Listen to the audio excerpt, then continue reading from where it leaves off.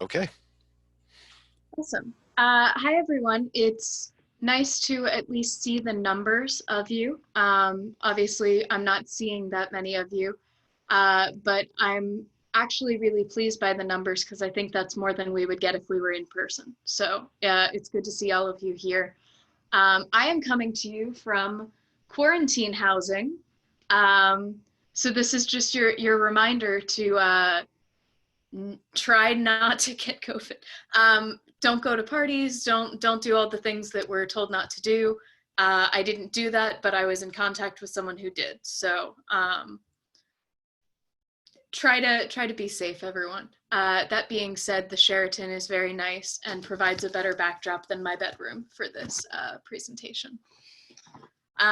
Without further ado, I'm going to share my PowerPoint. As those of you who are teaching online know, it is very hard to check the chat while you are sharing a PowerPoint. So if you have any questions, just interrupt me, turn on your mics, and ask them as we go. I'll also be monitoring the chat so I can break in if there's need. Great, thank you. So the presentation is responding to unnecessary grade change requests, also known as grade grubbing. So there is a formal grade change process with the school, but that's not what I'm talking about. What I'm talking about is when you get floods of emails from your students, typically around midterms and finals, saying, oh my God, my grade is so close to what I want it to be. Can you just, fix that for me? And especially a lot of first-time TAs, or even after that, this is a very uncomfortable process and we don't really know how to respond to it. So this is intended to kind of prepare you for what you're likely to hear and give you some tips for how to respond. So first off, what am I talking about? Grade grubbing is when students request that their grades be changed without giving a valid reason. This is not students that actually have extenuating circumstances, actual errors in grade calculation. And this isn't talking about students who are emailing you saying, hey, I don't understand why I got this grade. If a student genuinely wants to learn, that's great. Grade grubbing is when they want a better grade because they feel they should have it for no other reason than that. They want a better grade, maybe they've put a lot of effort in, and therefore they decide that you should give it to them no matter what the grading criteria for the class is. So I'm going to start with some common arguments made by grade grubbers, and I have included some passages from emails I've received, with names stripped, of course, to show you some of the things that people try, and then go into a few of their strategies and some ways you can combat them. So the thing that you'll see almost always around finals, it's so close. They want an A and they're on the border, or they're just about to pass. And if you just bump them, 2 points in the overall grade, then they can get what they really want. I'm seeing chat messages. Is that, okay, people are still just checking in, good. So they'll come to you typically at the end of the semester and ask you to give them bonus points or special extra credit at the very end of the semester.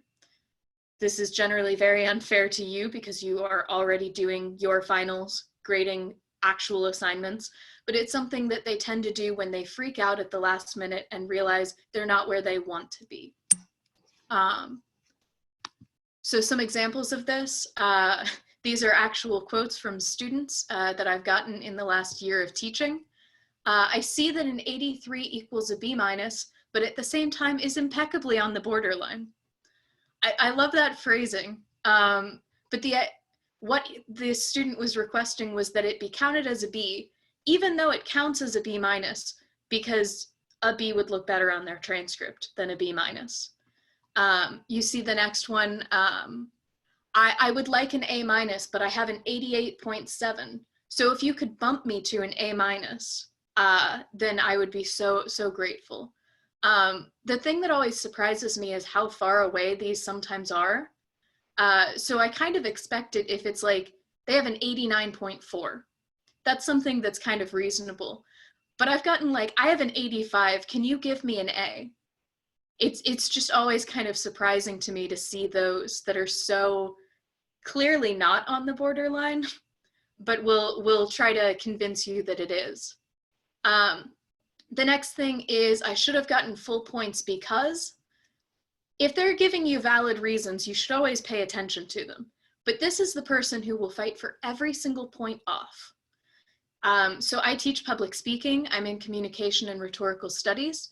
And I will have students that say, well, you said that I spoke too quickly, but I don't think I spoke too quickly. And you counted 1 point off for that. So I want you to give me that 1 point back. And they will do this for every single point off. This is something that tends to happen throughout the semester, not just at the end, where you'll have students, typically students that are just very anxious, or students that are on sports teams that encourage them to do this, who are trying to fight for every point along the way. This is something that they try to do because if they can get you to change a couple points here and there in one assignment, it's a lot easier for them to push for you to do it in the next assignments.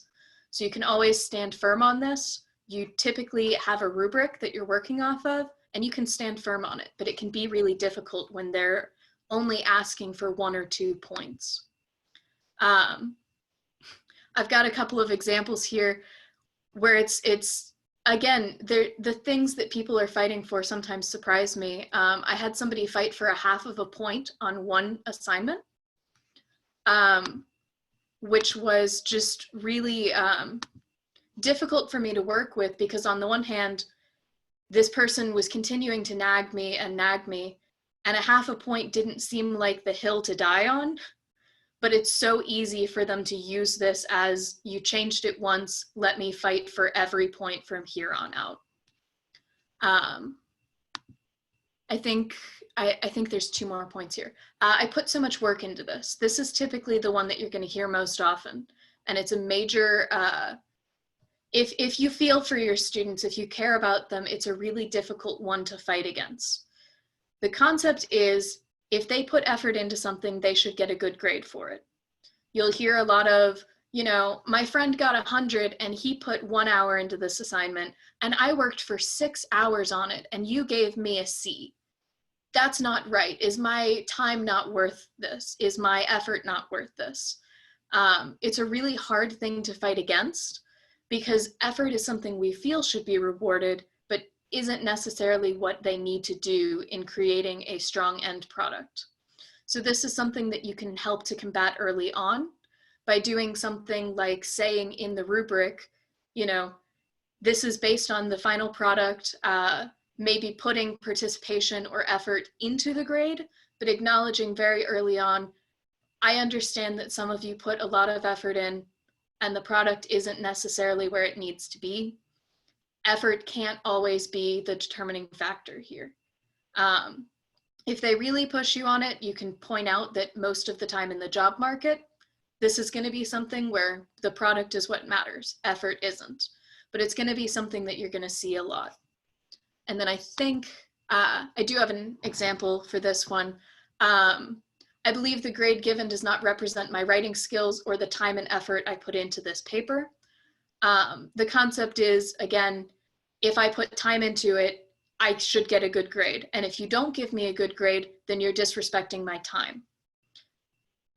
Obviously, that isn't what makes sense when we have graded rubrics, when we have assignments that they need to be successful on, but it's kind of a hard argument to fight against sometimes. So turning to some strategies that they use and some ways you can respond to it. The first thing is, grade grubbers are trying to make you feel guilty. You failed them. You ruined their GPA. They or their parents are so upset because you have given them this awful grade, and it's intended to make you feel like you have done something wrong. But at the end of the day, it is their work, and they are allowed to fail. You are allowed to fail them, even if it feels awful to do it. This is something that a lot of first-time TAs, I know that I did, really struggle with, because I don't want to fail someone. I don't think anybody really wants to. But at the end of the day, if you're giving into it just because they've made you feel guilty, they're not growing, and they're going to keep not putting in the work that they need to. And if you're talking long-term, if you do this in an intro-level class, they might try it at a later one where it does not work out for them. So it's better to let them fail, to give them the hard truth. You didn't earn this grade. This is the grade you earned. End of story. And that'll help them to grow in the future. Another thing that they really often do at the end of the semester is explain the importance of this grade. So they want to make the dean's list, and they're so close if you will bump them up. They're transferring schools or programs, and they need a certain GPA. Or the really bad one, if you give me this grade, I will lose my scholarship. This is feeding into the guilt narrative again. They're saying not that their work deserves a better grade, but that their lives will somehow be impacted by bad grades. It's a very common thing to see happen, and it's very difficult for us to work with. Meg, we have a hand. Emmy? Let me finish my sentence and then go ahead and jump in with your mic or on the chat box.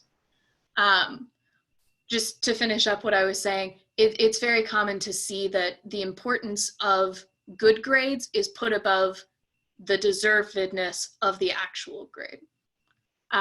What was your question? Oh, Meg, thank you. I didn't mean to interrupt you. It became pressing as I was listening to you, and I thought maybe this is a good time to chime in.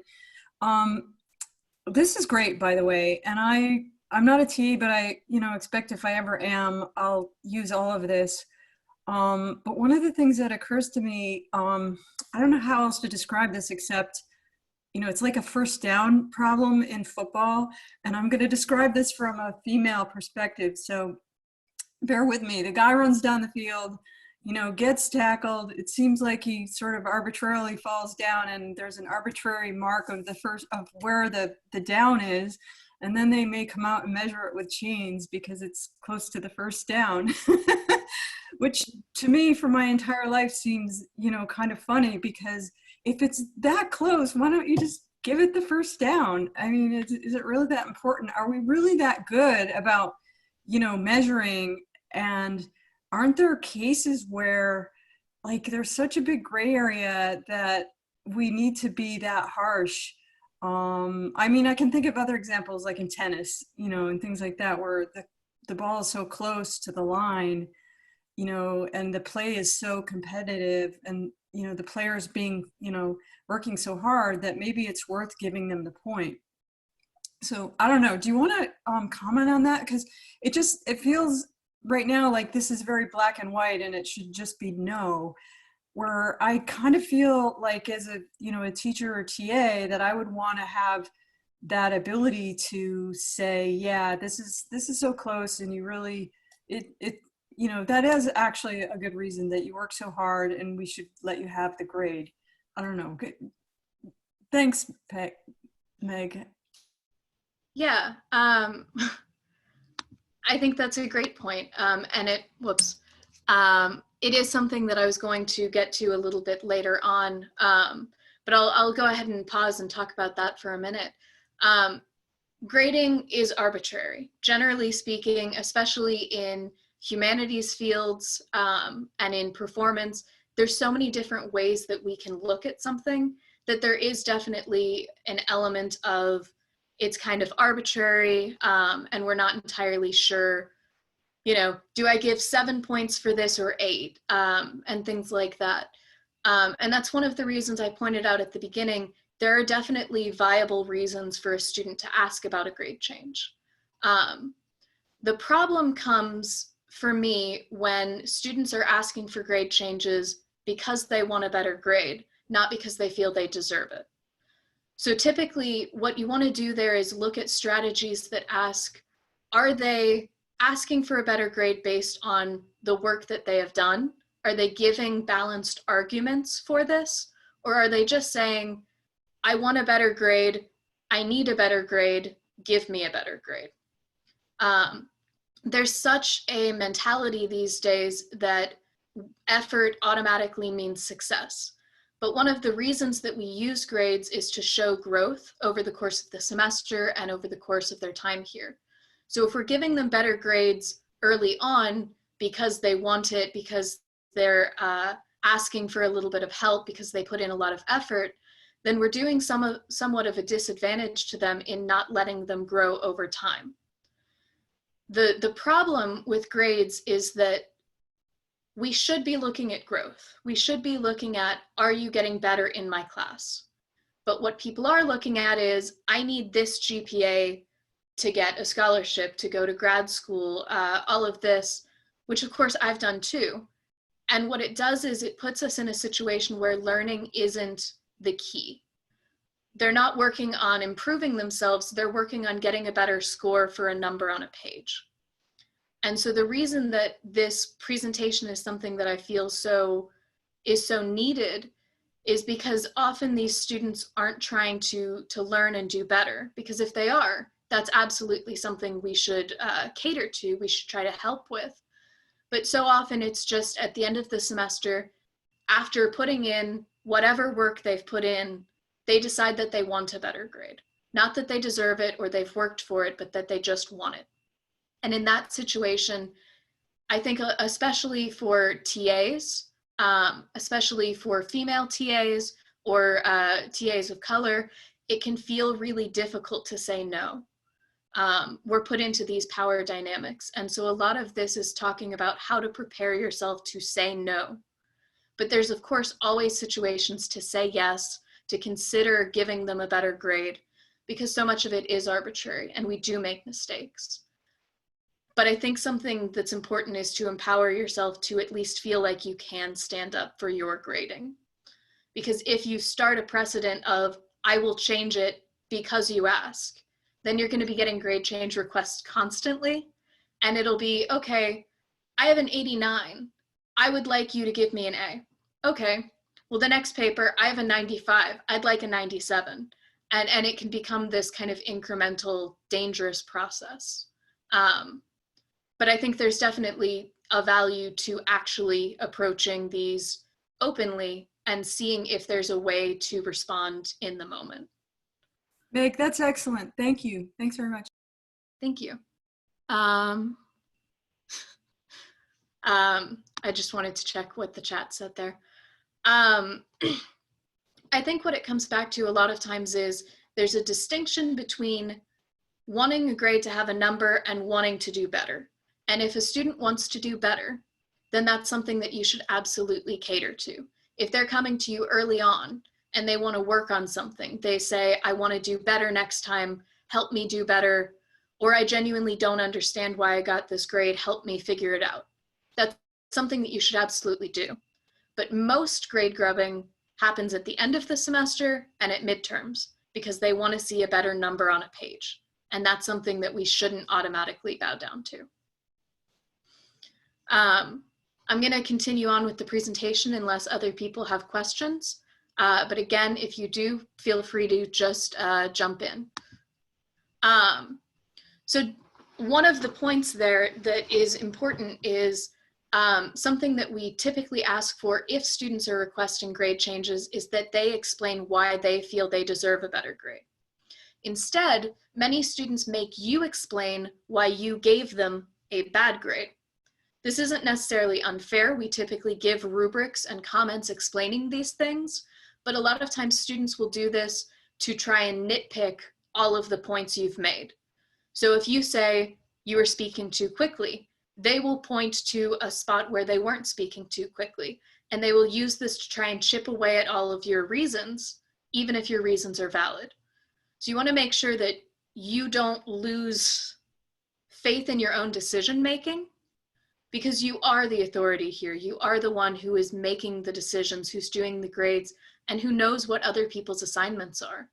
And so seeing somebody continually just chip away, chip away at your reasoning can be very difficult to try and work with. So often the best way to do this is to respond by asking them to give their explanation for why they deserve those points. So rather than them making you justify yourself, try to make them justify their reasoning. And if it's valid, listen to it, respond to it, be open to it. But make sure that it's not just about them trying to make you feel guilty for grading as per the rubric. Going into some of the more complicated power dynamics. Sometimes students go beyond sending you emails or coming to office hours, and they decide to try and push you just by being difficult. So there are students that will come to you every day after class, every office hours. They will send you email after email. You regrade their paper, you give them an answer, and they come back to you asking you to do it again because you didn't give them the answer that they wanted. This is a situation where you need to not allow the difficulty of the situation to let you give in. So it's kind of like the parenting thing. If your kid is throwing a temper tantrum, it's really hard not to just give them what they want so that they'll move on. But you want to make sure that you're not setting a precedent that somebody being difficult with you will automatically get them the grade that they want. If them coming to you personally to make it difficult is a problem, sometimes they start disrupting class. And this is really the extreme situations, but things that you should have an idea of how to respond to. What happens if in the middle of class, they decide to stand up and start a fight with you over this? It happens. It's not very common, but it's definitely a situation where you need to be able to stand firm and say, this is not the correct situation for us to talk about this. We need to move on with class now. And this is something that can be, I think, addressed more fully in potentially some other sessions about class disruptions or tense situations.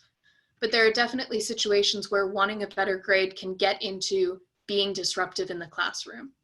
And that's a situation that you should try to be prepared for. And then the last strategy is definitely playing on power dynamics. They will threaten to go to your supervisor. I have had this happen a few times. They come to you, they ask for a better grade, you don't give it to them.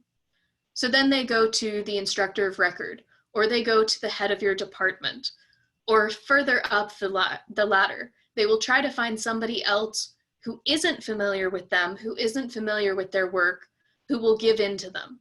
They will say that you're just a TA and you don't have the authority to ruin their lives.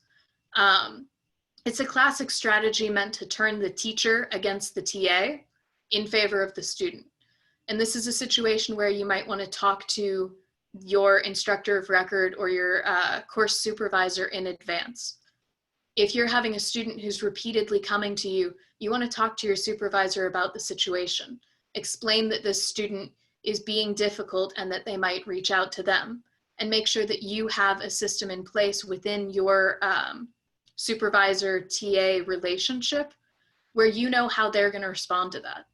If a student goes to them over your head, are they going to bring you into the loop? Are they going to say that they won't discuss it without your input? You want to have somewhat of a strategy in place for how your supervisor will react to that. Because the more you know in advance, the stronger you have as a front going into it.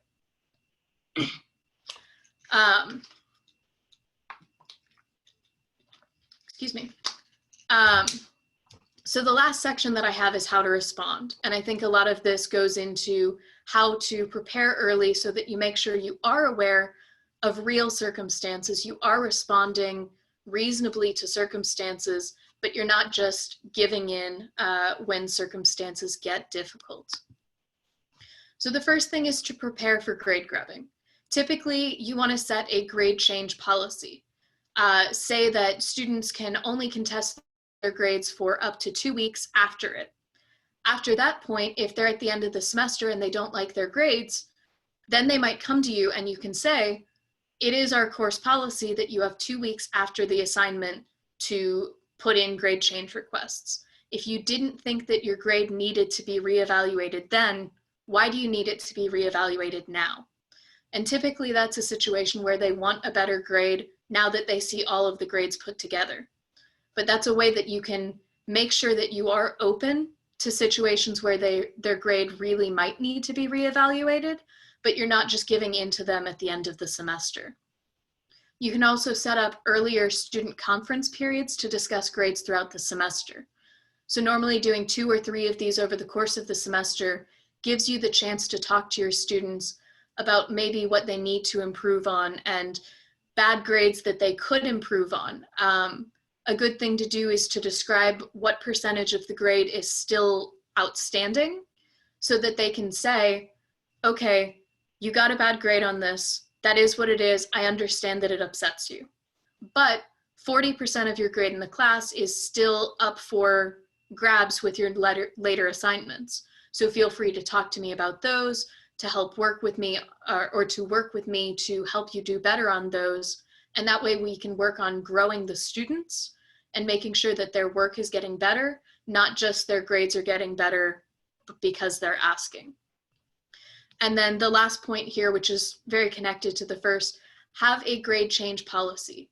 Make sure it's in your syllabus, make sure your students know it, mention it when they have projects that are due or when you're putting the grades out, and then stand firm on it. If your grade change policy is, I won't consider anything, that's probably a little too strict. But you want to make sure that you're not giving them the opportunity to ask every single grade, give me a better grade because I want it. You don't need to spend all of your time regrading things. You want to make sure that you have a reasonable policy based on grades that actually need to be examined. You typically have a set amount of hours that you're trying to fill as a TA, and you don't have the time to regrade every assignment. So you want to make sure that your policy is in place that makes sure that you're only regrading students' assignments that really feel there's a reason for it. But that being said, you need to be honest with yourself. Sometimes we make mistakes. As was pointed out earlier, sometimes grades are really arbitrary. If the student gives you valid reasons that they should earn back points, you need to honestly examine those. Sometimes it can feel like they're confronting you for no reason, especially if you're getting a lot of requests at one time.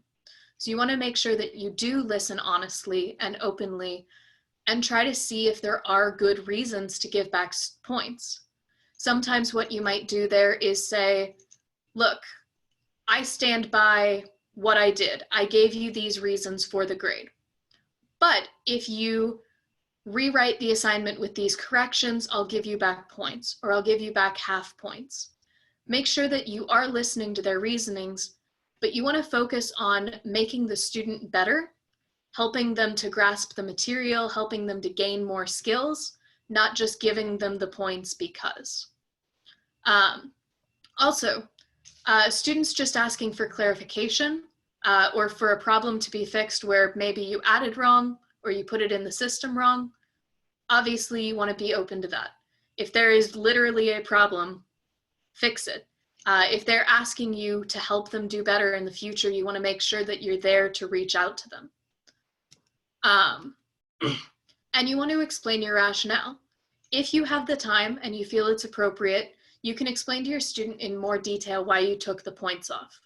Typically, we give kind of limited comments on rubrics. So this can be your situation to have them come to office hours, which is a little more difficult over Zoom, and go through their paper or their assignment or their speech and go through it and say, look at this point, this is what I'm noticing. And make sure that they're seeing what you're seeing. Because a lot of those genuine requests where they don't see a problem is number one, because they haven't seen other people's versions. And number two is because they're not understanding what you're pointing out to them. So if you can go through their work with them, that can be a way to teach them and to make sure that they do better next time. Another thing that you can do here, if your students are okay with it, is to show an A assignment. If there is an assignment that really just hit all the criteria and did a great job, you can ask that student if you can use theirs as an example. You want to strip their names, make sure that you don't leave any identifying information, but then you can show that to students and ask them if they genuinely believe that their assignment was as good or better than that. If not, then they can use that as a guide for how to do better next time. If they really do feel that it is, then maybe that's more of a reason to go back and examine it more closely. But oftentimes showing them what an A paper is can help them to identify areas that they might be missing out on. If they don't have a standard to judge themselves against, all they have is the amount of time they put in. So if you're going to say effort isn't the most relevant here, the end product is, you need to show them what a successful end product is. So using examples early on can help this problem, but also being able to show what a very successful product is. I think I have two more. So make them submit an argument for their grades. This goes back to something I said earlier. You should have them give their reasons why they think it should be better. Make them submit a written document that says, ICU took off points for this. I did this. Here is the section of my project where I did it. Here's my explanation for why I think it was worthwhile. This forces them to critically analyze their own work. Give them the opportunity to look at their work and say what they think is strong about it. If they are genuinely talking about what in their work deserves a strong grade, then they're thinking about how they can do better on the next ones. It's a worthwhile thing to do. But if they're just trying to pick apart your grades, then they're less likely to be critically analyzing what they can do better, and they're more likely to just be fighting for the numbers. One more point here, you give them one opportunity to do this. If they say that something is worth points and something else isn't, don't let them say later on, oh, but also this. You want to make sure that they have one opportunity to really think through what they think needs more emphasis or deserves more points there. And then the final strategy is something that some people use and some people don't, and it's something that you need to be cautious about. Warn them that a regrade could make their grade go up or down. So a lot of students see asking for a better grade or for a regrade as something that will either keep them at their current grade or have it move up. And if that's what they believe, there's literally no reason not to appeal any grade they have. This tells them that there might be consequences for requesting grade changes. Now, the important thing here is that you don't penalize them for it. When you're doing a regrade, you don't want to look at it as, oh, well, I was nice the first time. Let me only give them what they definitely deserve. Don't do that. You're not trying to penalize them with it. But grading is arbitrary, and that doesn't necessarily mean that they always deserve a better grade than the one they gave. Sometimes it means you gave them a grade that was a little bit generous. So you want them to understand that a regrade is looking at it with fresh eyes. Maybe if you are teaching a class with multiple TAs, you could have another TA grade the assignment, just so that you're showing this isn't just my bias. But when you're doing that, if you warn them that the grade could go up or down, you're showing them that they're not just going to benefit from nagging you, essentially. There are genuine reasons for it, and you want to be honest with that early. So that's all of the major content I have. I have additional resources which I can have. Sean, can we send out the PowerPoint to everybody afterwards? Sure, that would be fine. Yeah. Great. So all of these are articles or resources that you can use to look at how to respond to complaints. Some of them are more helpful, some of them are more satirical. This last article, Dear Student, No, I Won't Change the Grade You Deserve, is if you're really bitter and you've gotten 12 grade requests in one day, this is all of the things that an angry professor wants to respond but isn't going to. So some of these are more helpful and some of them are more kind of emotional responses. But those are some resources that you guys can have access to really think about how you want to approach a grade change strategy. At the end of the day, one of the really big things you need to keep in mind is every class is different. Your teacher or the instructor of record may have expectations that are different from yours that may change this policy. Some classes are more open for regrading or grade changes than others. So it definitely depends on your circumstances, but you are always in the right to stand firm in your decisions, and you should not allow arguments based on guilt to beat out arguments based on what you actually, what the work has actually deserved or earned. And that is all that I have for the presentation. I'm happy to open it up to comments, discussion, questions, anything you want to talk about. Meg, one thing about the PowerPoint, you might be able to put it in the chat and then people who are here can download it pretty much right now. I can certainly send it out to everyone who registered for the session. I don't see a way to upload a file.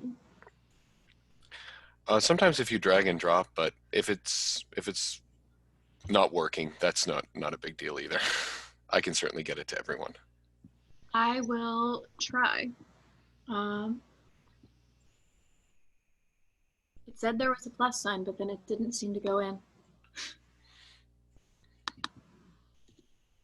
Yeah, I'm not seeing ways to send it out, so I'll just send it to you. Okay, that sounds good. Hey, Meg. This is Harrison Lucas. How are you doing?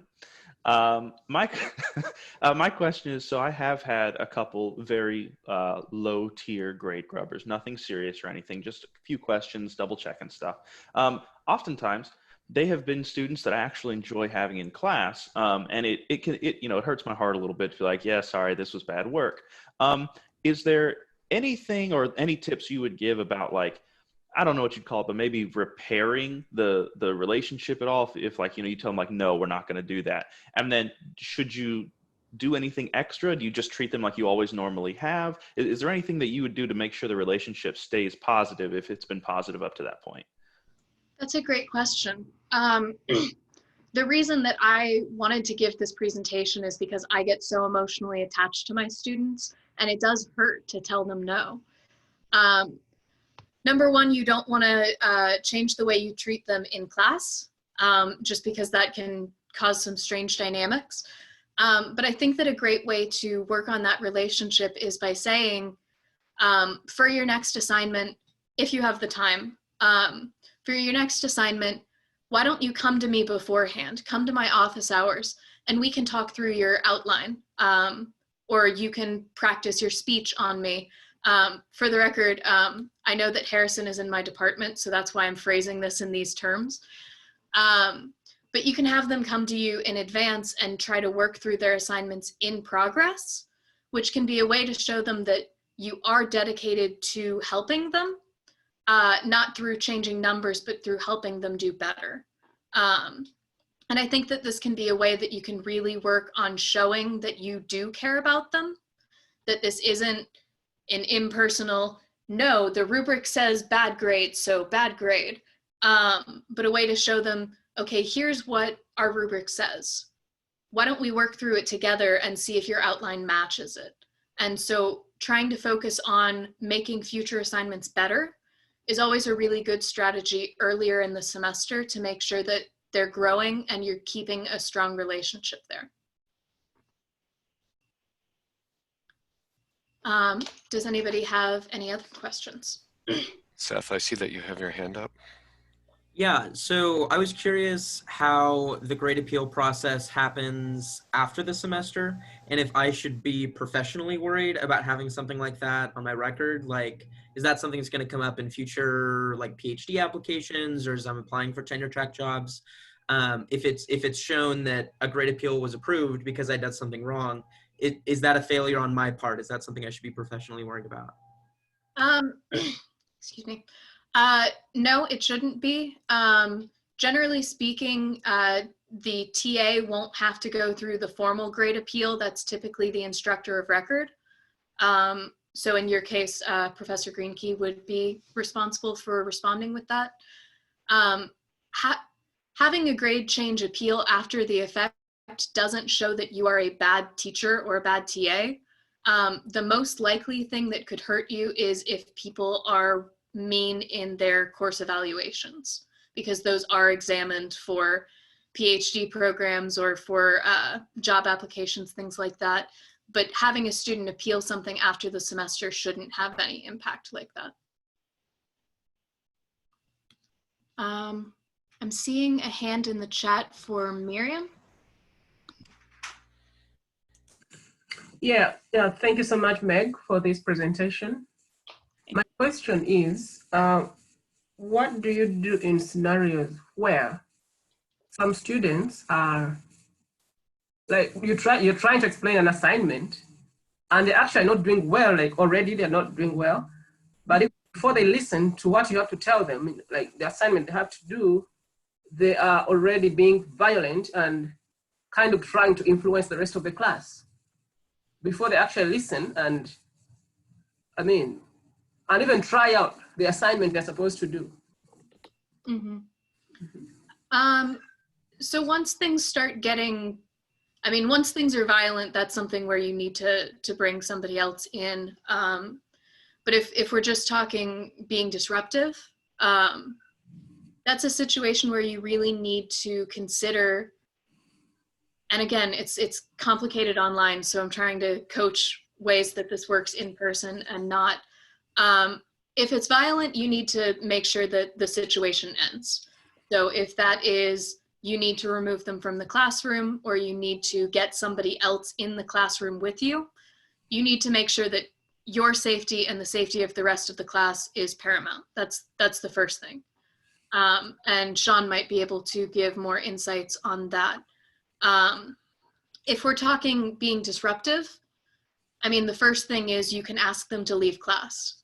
If they are disrupting your current class and influencing the class, as you said. It's an online class. What? In this case, it's a virtual class. Okay, virtual class. You can remove them from the Zoom meeting. You also could mute them. These are potentially results that could make them more upset with you in the long term, but it can be a way to get the class under control at the moment. And a lot of times what you need to emphasize is this is not the situation to be talking about this. If you cannot listen to what we're doing in class today, if you cannot listen to the current assignment, then I will record this. The video can be placed online, but you need to either be muted or you need to go so that you can calm down and we can talk about this rationally. If they are unwilling to talk about it rationally, then you probably need to bring somebody else in. If there is a course coordinator who can step in and help you with this, that's great. If it's more extreme than that, I'm not entirely sure what protocol we would do, but Sean might be able to speak to that.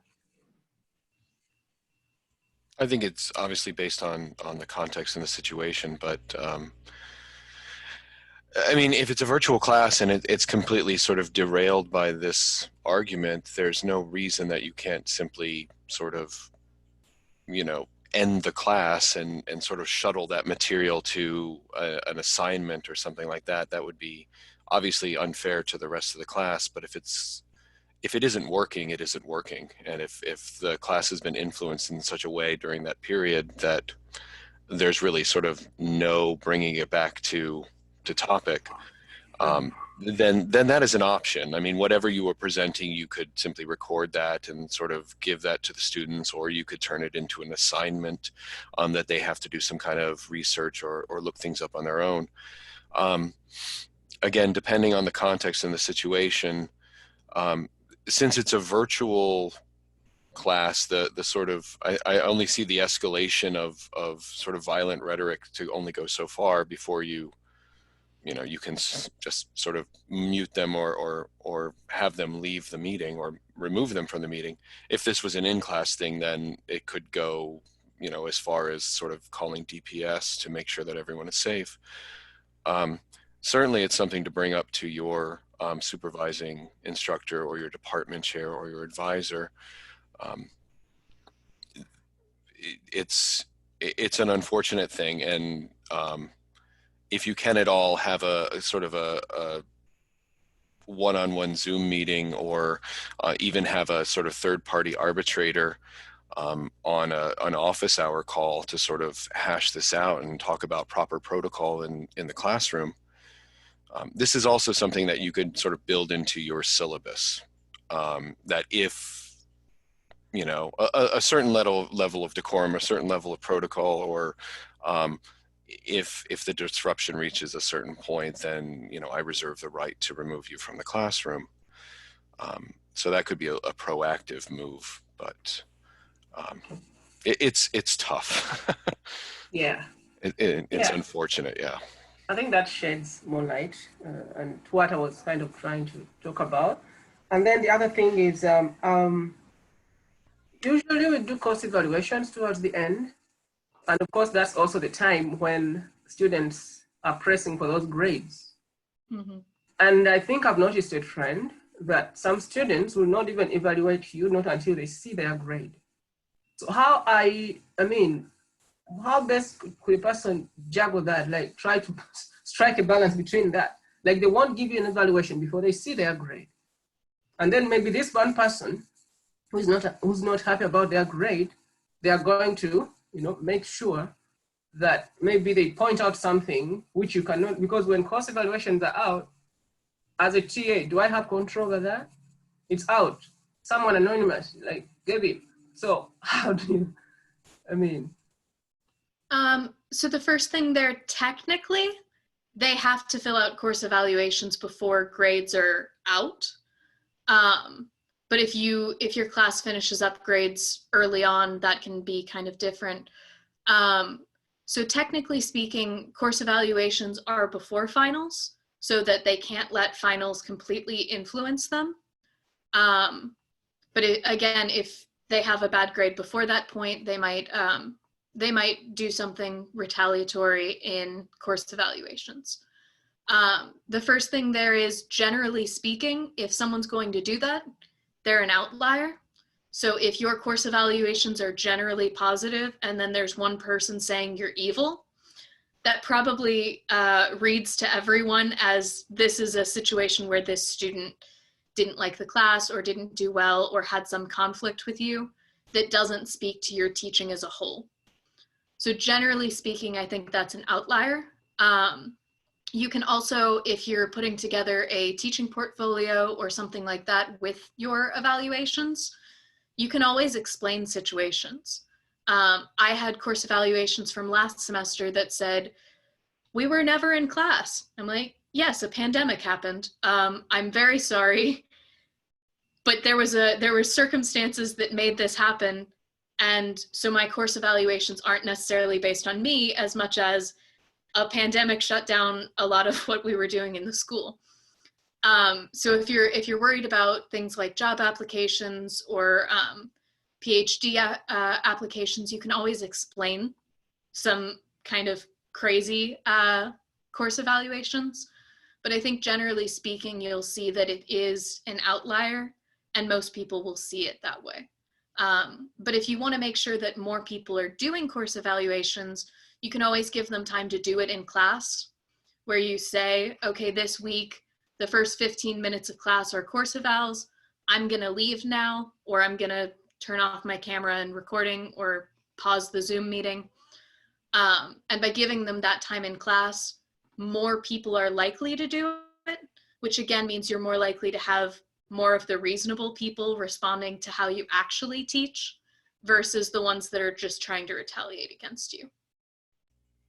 If I could jump in there, you could also, if you're sort of worried about this at the end of the semester, you can do something like mid-course evaluations, or you can do assessments periodically that might better reflect sort of your day-to-day teaching, and that sort of ignore that, oh, they didn't like this book so that they're going to rate me badly, or they didn't like this particular assignment because they didn't do well. So you can set it up where you're getting the feedback that you really want from an evaluation without necessarily the jeopardy of the end of the semester and I didn't like my grade, therefore you're a bad teacher.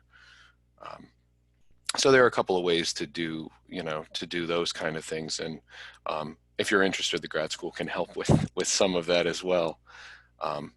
But even just sort of asking at the end of each class or at the end of each week, what did you learn? What didn't work? Getting that kind of information.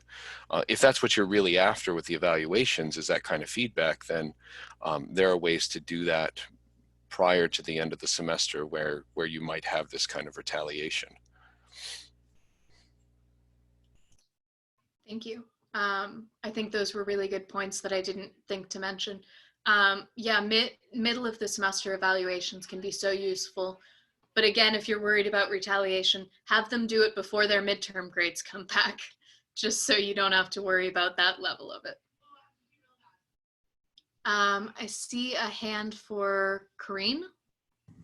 Yeah, hi. I'm just wondering how you would deal with if you're working with a professor who's a little more lenient with the students, and so the students know that and they just consistently go over your head and you're consistently being undermined in that way, where the professor's like, oh yeah, sure, we'll change the grade.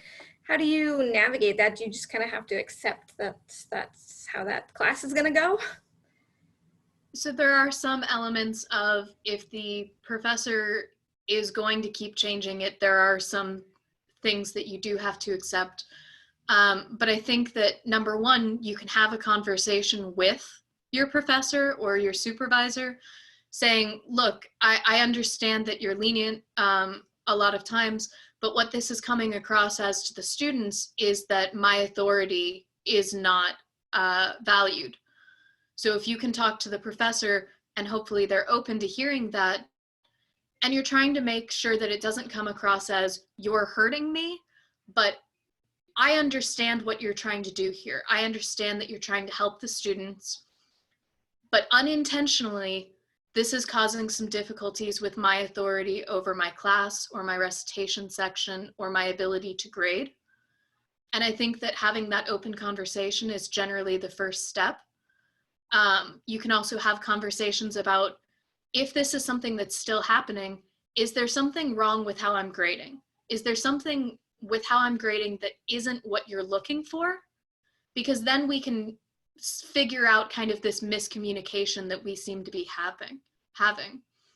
I think that talking to the professor is the first step there, rather than trying to influence the students around them, which might be kind of our instinct. If the professor is not open to it, then you might look into some other avenues of working through it. There are some things that you have to accept. But I think that there are always ways that you can say, okay, before our assignment is due, I want you all to have a draft, and as groups, here's the rubric. I want you guys to grade each other. I want you to grade yourself. And if they can do something like that, then maybe they're more open to seeing why you would take points off instead of immediately trying to go over your head. But to some degree, there are things that if you can't change the dynamic, you need to kind of accept that that might happen in some circumstances. And it's not a good situation. You might be able to talk to somebody else about it. But starting the conversation with the professor is always a good place to start. And if those conversations could happen, I mean, ideally at the beginning of the semester, when the instructor of record or the supervising instructor is sort of laying out standards, you can also ask them to reassess your rubrics. If it's a matter of them simply being lenient because they're either, not to put down any professors, but if they're lazy or they simply don't care enough, that's one thing, and that is hard to get around, because the students will simply go over your head because they know that to be true. But if there's a miscommunication in standards, then having those conversations as early as possible and having the professor sort of reevaluate your rubrics, I think would go a long way to sort of short-circuiting further complications. I hope Great, that thank was you. helpful. I don't see other hands in the chat. Is there anybody else that has any questions or comments that they want to make here? I think Miriam has her hand up again. Yeah, just a comment. I think Meg did a good job to share out some ideas on how we can help these students also help themselves track the grades during the semester. I think that is very, very important. One thing that I think I've found helpful is on Blackboard, like there is a section, the section for the weighted totals.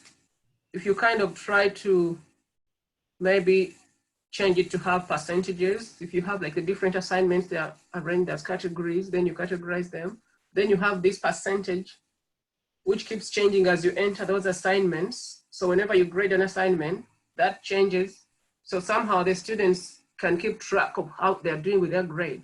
So that grade will keep changing. It's out of 100%. So they know where they are.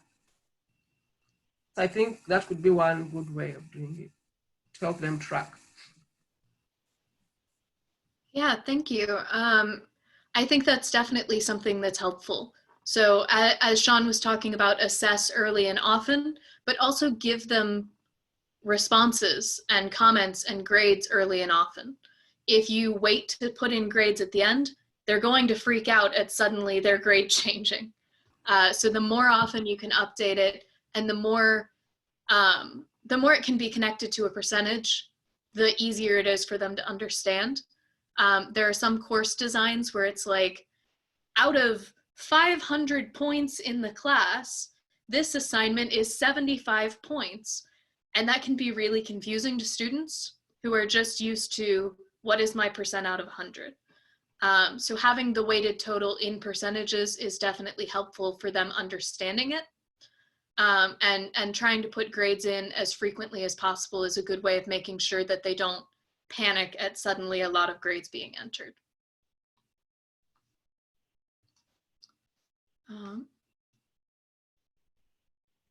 I don't see any other hands. Oh, Ryan?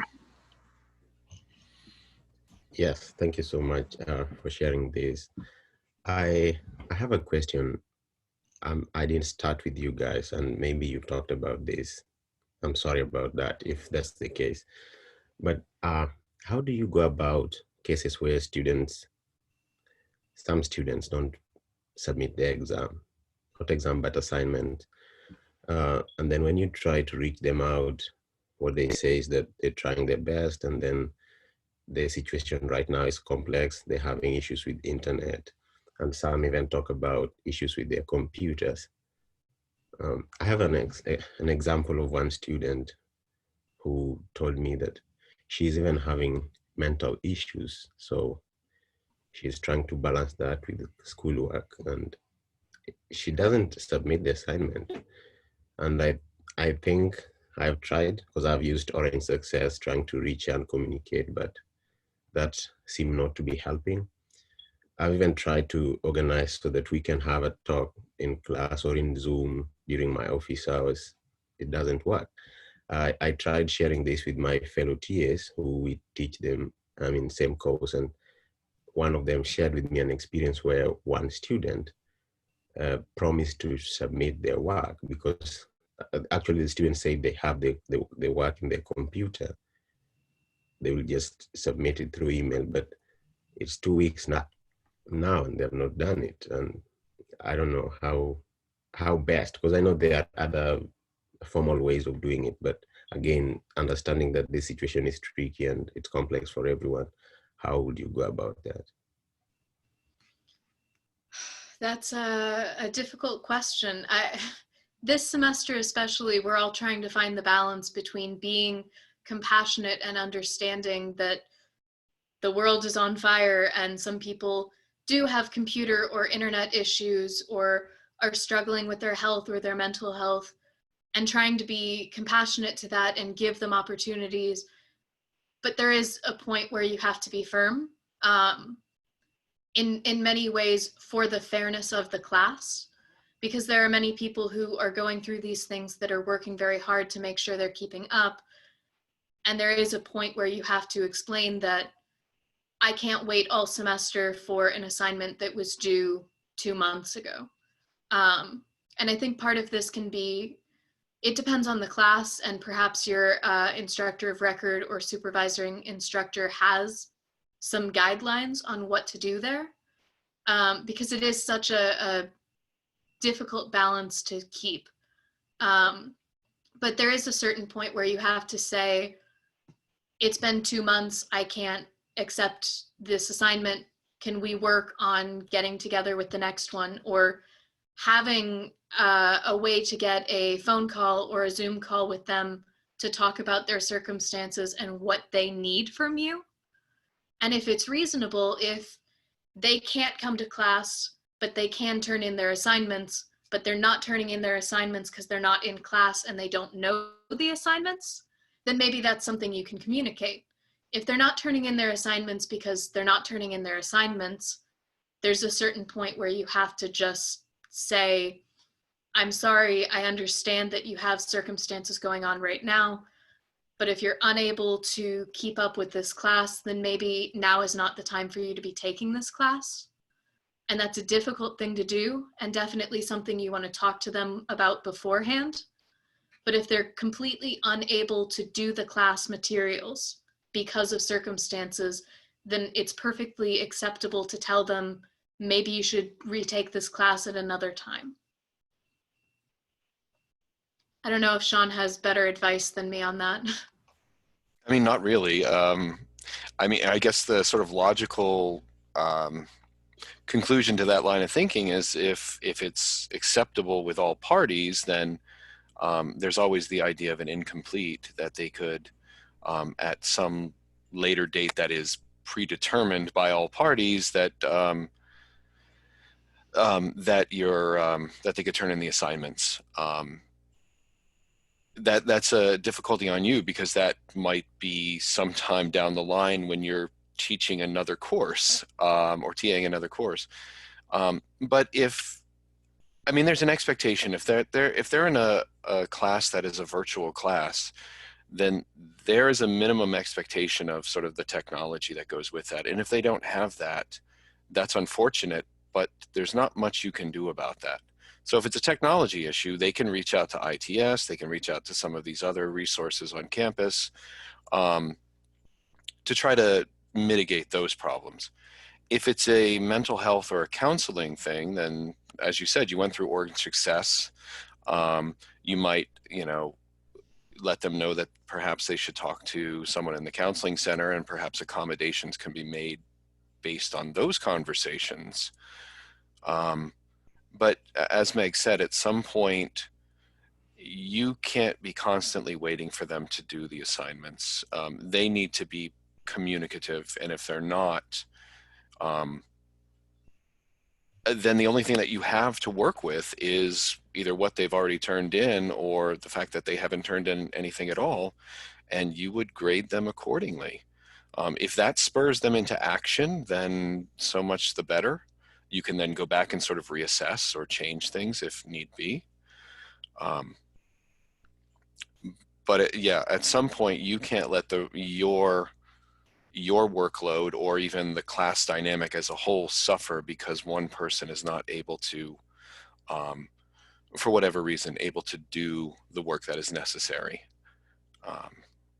Yeah, I mean, that's all I might add to what Meg said. It's a tough situation, especially given the context now. But there needs to be some kind of realistic expectations that students will be able to do certain things. And if they're not, then it is a situation where they maybe need to take this class at some other point when it could be live, or to at least ask about reasonable extensions or an incomplete.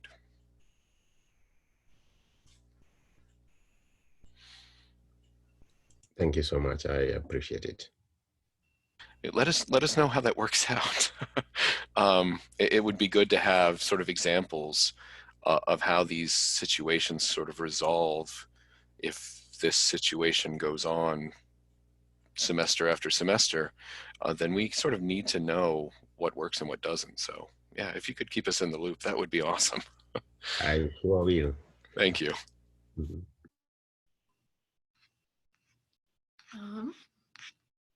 There's currently no other hands in the chat, but feel free to jump in with your microphone or raise a hand now.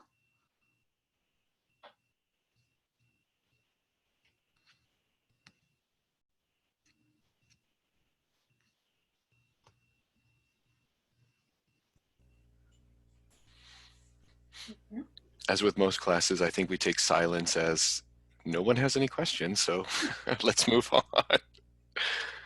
I always try to give just a second longer than I would in the live classroom. Like maybe you were, your camera's off, so maybe you were across the room and you just need to run back to hit the raised hand button. Or normally there's a cat or dog, interfering, or a small child, and yeah, you can't do what you need to do at the moment. I am always open to seeing cats or dogs that people happen to have in the room. So if that happens to be the case in this Zoom call and any of you want to show off your pets, it's always a good way to end the Zoom meeting. We've covered some heavy topics, so showing off pets is always appreciated.